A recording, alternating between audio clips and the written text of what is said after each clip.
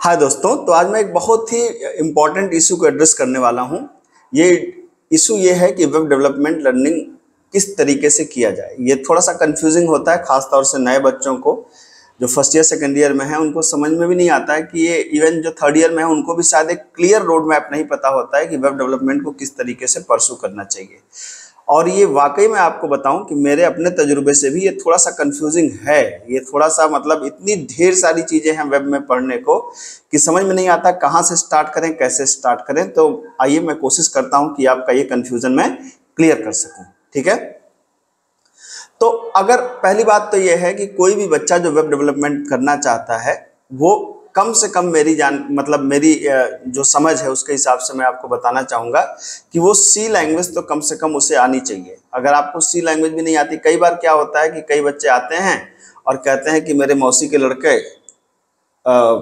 Full stack पे काम कर रहे हैं और उन्होंने कहा है कि आप वेब डेवलपमेंट सीख लो, और वो हैं नॉन टेक बैकग्राउंड के। तो ऐसे लोगों को मैं हमेशा एडवाइस करता हूं कि अगर आपको करना ही है तो पहले आप सी और एक आध लाइन कम से कम सी पढ़ के आइए, तब आगे कुछ बात कर सकते हैं। अगर आप सीधा इसको पढ़ना चाहते हैं तो आपको बहुत दिक्कत आगे होने वाली है। हो सकता है कि शुरुआत में HTML वगैरह में आपको मजा आए, लेकिन जैसे ही आप थोड़ा सा प्रोग्रामिंग सेक्शन में पहुंचेंगे आप समझ जाएंगे कि मैं आपको क्या कह रहा था।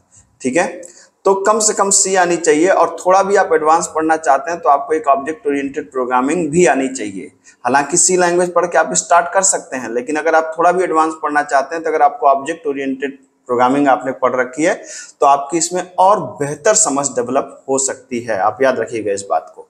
ठीक है, तो ये हो गई प्री रिक्विजिट, मतलब मिनिमम सी तो आनी ही चाहिए। अगर सी के साथ जावा आती है तो that is very good.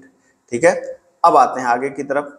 Web development learning की अगर टेक्निक्स की बात करें तो दो तरह की टेक्निक्स होती है। एक होता है ट्रेडिशनल वेब डेवलपमेंट, क्योंकि इधर के बीच में अगर सबसे अधिक ग्रोथ किसी चीज में हुई है कंप्यूटर साइंस में तो वेब डेवलपमेंट टेक्निक्स में तो बहुत ज्यादा ग्रोथ हुई है, बहुत तेजी से चीजें बदली हैं। तो एक ट्रेडिशनल वेब डेवलपमेंट टेक्निक्स है और एक लेटेस्ट वेब डेवलपमेंट टेक्निक है। तो मैं दोनों के बारे में बात करूंगा और दोनों को आपको समझाने की कोशिश करूंगा। अब आते हैं हम लोग ट्रेडिशनल वेब डेवलपमेंट टेक्निक्स में। अगर आप ट्रेडिशनल वेब डेवलपमेंट टेक्निक्स की बात कर रहे हैं तो ये दो पार्ट में ब्रॉडली कैटेगराइज होती है। पहली होती है क्लाइंट साइड टेक्नोलॉजीज और दूसरी होती है server side technologies. Client side में आपको पता है या नहीं भी पता है तो आप इसको समझें कि डिजाइनिंग पे फोकस करती है, मतलब HTML, CSS, जावास्क्रिप्ट, ये हमारी जो क्लाइंट साइड टेक्नोलॉजीज हैं। इसमें आपको बूटस्ट्रैप भी आ जाएगा, इसमें आपको jQuery भी आ जाएगी, DHTML भी आ जाएगा। बहुत हौज पौज नहीं हो इसलिए मैंने उन सबको नहीं लिखा है। तो HTML, CSS, JavaScript, jQuery, bootstrap, ये सारे क्लाइंट साइड की टेक्नोलॉजीज में आ जाएंगे। और सर्वर साइड में आपके पास आते हैं PHP, JSP, ASP। ये तीनों अलग अलग कंपनीज की हैं। PHP, JSP और ASP, ये तीनों बहुत फेमस हैं, जो पहले से चली आ रही हैं वेब डेवलपमेंट की फील्ड में, जिनका अच्छा खासा दखल है। अब ये तो हो गई पुरानी टेक्निक्स। अब क्या होता है कि बच्चे कहते हैं कि जैसे हमें PHP में क्यों पढूं, PHP से क्या फायदा है, अब तो PHP चल नहीं रही है।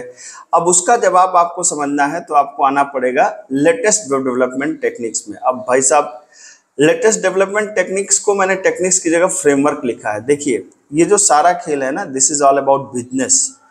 बड़े लेवल पे जब आप कोई सॉफ्टवेयर बनाते हैं किसी पर्टिकुलर टेक्नोलॉजीज पे, तो आपको उस कंपनी को भी मतलब उसकी टेक्नोलॉजीज को परचेज करना पड़ता है। ठीक है, इसलिए बिल्कुल वैसे ही है कि जैसे समझिए कि बाजार में एक हीरो ने कोई बाइक निकाली तो होंडा भी वैसी बाइक निकालेगा, TVS भी वैसी बाइक निकालने की कोशिश करेगा। तो ये जो बड़ी बड़ी कंपनीज हैं, एक PHP आप मान लीजिए है, जावा है, माइक्रोसॉफ्ट है, जावास्क्रिप्ट है, पाइथन है, अब ये सब वेब डेवलपमेंट में कूद गई। तो PHP तो पहले भी थी। PHP ने कहा कि जो ट्रेडिशनल PHP, चूंकि ट्रेडिशनल वेब डेवलपमेंट कुछ ऐसा है कि हर बार आप शुरू से बात स्टार्ट करते हैं, मतलब आप एक ब्लैंक पेज बनाते हैं, फिर उसमें कोडिंग करते हैं, फिर पेज को डिजाइन करते हैं। मतलब ये कुछ वैसा ही है कि जैसे समझिए कि आपको पानी पीना है तो हर बार आप कुआं खोदिए और पानी पीजिए। ठीक है, तो ट्रेडिशनल वेब डेवलपमेंट वैसा ही है कि हर बार कुआं खोदिए, पानी पीजिए, मतलब हर बार शुरुआत आपको जीरो से करनी होगी। तो उन्होंने कहा लेटेस्ट लोग जो टेक्निक्स में कंसेप्ट है, उन्होंने कहा नहीं भाई, हम एक पाइप लगा देते हैं, उसमें एक टोटी लगा देते हैं, जब भी पानी पीना होगा तो टोटी खोलो और पानी पी लेना। मतलब फ्रेमवर्क एक तरीके का उन्होंने, फ्रेमवर्क का मतलब कि आधा कोड पहले से बना है, हाफ कुक टाइप का आधा कोड पहले से बना है, उसको हमें सिर्फ उसमें एडिट करके कुछ नई चीजों को बना देना है। तो कंपैरेटिव डेवलपमेंट जो हमारी स्पीड होती है वो बहुत ज्यादा बढ़ जाती है। अब जो कोर पीएचपी है, कोर पीएचपी में अब काम कम होता है और कोर पीएचपी की जगह अब उसके अपने फ्रेमवर्क आ गए। वैसे तो बहुत से फ्रेमवर्क हैं, मैंने दो फेमस फ्रेमवर्क्स के नाम लिखे हैं, कोड इग्नाइटर और लारावेल। ये दोनों फ्रेमवर्क्स हैं जिसपे कंपनी में काम काफी आज की डेट में होता है। मतलब अब यहाँ पे बच्चों में यही बच्चे थोड़े से मिस कर जाते हैं। क्या मिस कर जाते हैं? वो कहते हैं हम पीएचपी पढ़ेंगे नहीं, सीधा हम कोड इग्नाइटर पढ़ेंगे। तो भाई साहब, अगर आप पीएचपी एक प्रोसीजरल टाइप की लैंग्वेज थी तो कोड इग्नाइटर उसका एक फ्रेमवर्क है और उसमें जो कोडिंग इस्तेमाल होती है पीएचपी वाली ही होती है। इनफैक्ट पीएचपी का जो ऑब्जेक्ट ओरिएंटेड प्रोग्रामिंग है वो पूरी की पूरी कोड इग्नाइटर और लारावेल में इस्तेमाल होती है। इसका मतलब है कि जो बच्चे ये सोचते हैं कि पीएचपी आउट ऑफ मार्केट हो गया, ऐसा कुछ नहीं है।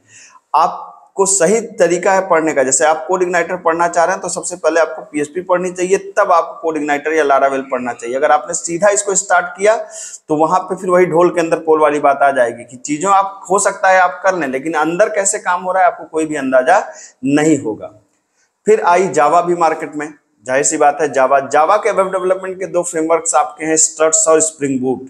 जेएसपी को इन्होंने चेंज किया और जेएसपी का जो एडवांस वर्जन जावा लेके आया वो था स्ट्रट्स और स्प्रिंग बूट, जिसमें स्प्रिंग बूट आज की डेट में कंपनीज में बहुत इस्तेमाल होता है। ये दोनों हमारे जावा के वेब के फ्रेमवर्क्स हैं।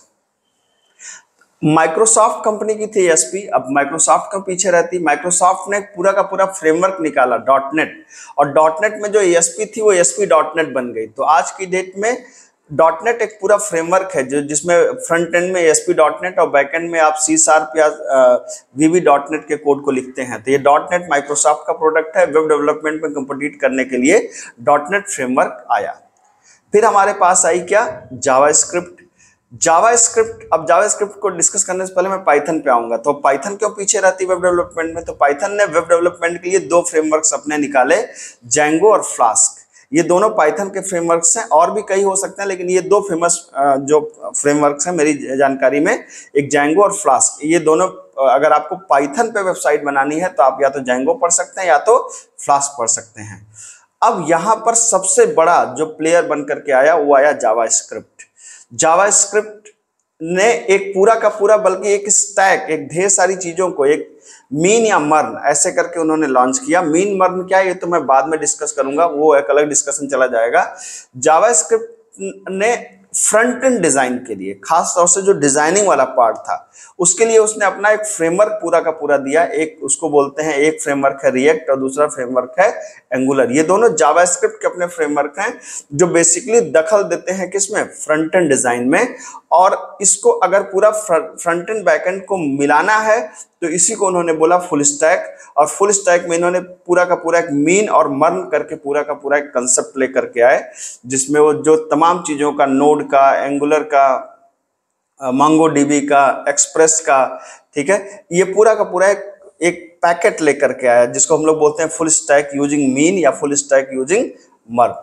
तो होपफुली आपको बात समझ में आ रही होगी, क्योंकि इतनी चीजें अब जैसे कई लोगों को लगता है कि हम पूरा वेब डेवलपमेंट पढ़ लें, तो आप खुद से ही सोच के देखिए कि आप वेब डेवलपमेंट पूरा पढ़ सकते हैं क्या? आपको पढ़ने में सालों लग जाएंगे अगर आप इसको पढ़ना चाहेंगे। तो हमें करना क्या चाहिए? हमें ये करना चाहिए कि देखिए, अब इन सब में कहीं पर भी HTML का नाम नहीं है, लेकिन इन सब में जब आप कोडिंग करने जाएंगे तो HTML इस्तेमाल होगी, CSS इस्तेमाल होगी, जावास्क्रिप्ट इस्तेमाल होगी। इवन जो PHP है वो जावास्क्रिप्ट का नाम तो नहीं लिखा है, लेकिन PHP के जो फ्रंट एंड में जावास्क्रिप्ट पूरी की पूरी इस्तेमाल होगी, जावा के फ्रंट एंड में जावास्क्रिप्ट इस्तेमाल होगी, पाइथन के फ्रंट एंड में जावास्क्रिप्ट इस्तेमाल होगी।